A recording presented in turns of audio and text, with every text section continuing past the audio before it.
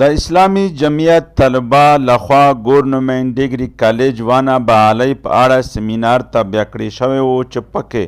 سیاسي پارټۍ مشرانو، وکیلانو، ځوانانو، استادانو په ګڼ شمېر ګډون کړی و. ویناوالو د کالج بحالۍ په اړه تفصیلي خبرې وکړې. دغه کالج په کال 1984 کې جوړ کړی شوی دی چې په 300 کانال ځمکې مشتمل دی. دغه بنیادی مقصد دا و چې د میش کالج د ډیر وخت نه غیر فعال دی. د میش 300 نفر سټوډنټ دا میرالي تاسي په هغه باندې د حکومت امازای په لکینه په کروڑونه روپۍ لاګي ولته اف اس سی په 2 لک روپۍ شي او دلته میشه په خپل کالج کې میش په 10000 روپۍ کړه. نو میش دا چې کمیشه چې خپل کالج فعال شي دغه نو میش ته لیډرشپ راوځي دغه نو چې دای دا شای نشي کړلای بیا خو پچار دو چې دای د دښینه لوس وکړي مطلب دای د دښینه ریزاین وکړو استعفا ورکو چې یو شای دای کړای نشي پچار دا چې دا د ذمہواری دا شای دا انشور کو او په دا کې دای په د کمیونټي نه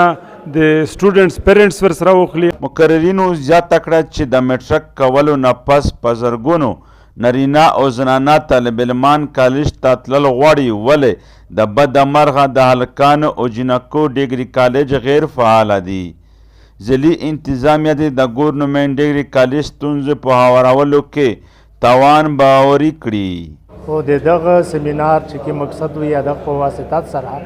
زه دا کوشش کوم چې څومره سټیک هولډرز دي، څومره لیډرز دي،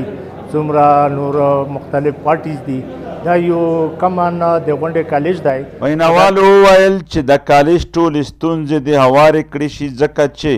کوم ملت پرمختګ غواړي باید خپل تعلیمي ادارې پیاوړې کړي. دلته کیم تنقید خلک وکړي چې را کالج ته وړ کې ویل نه رودرمي نو هغه خو مطلب دلته خبره هایلایټ شولې خدای وا خبره زه وایم چې دا ډیره ضروری خبره ده چې دلته کمیش چیرته سټوډنټ روشي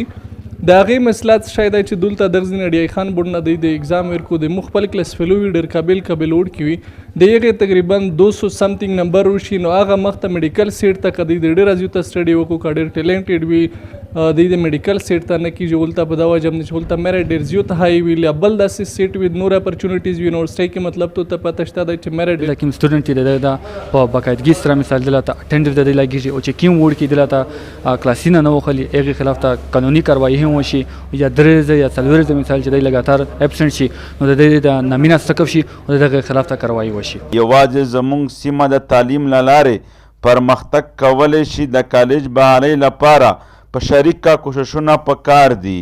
نورعلي وزیر، وحدت نیوز، جنوبي وزیرستان، وانا.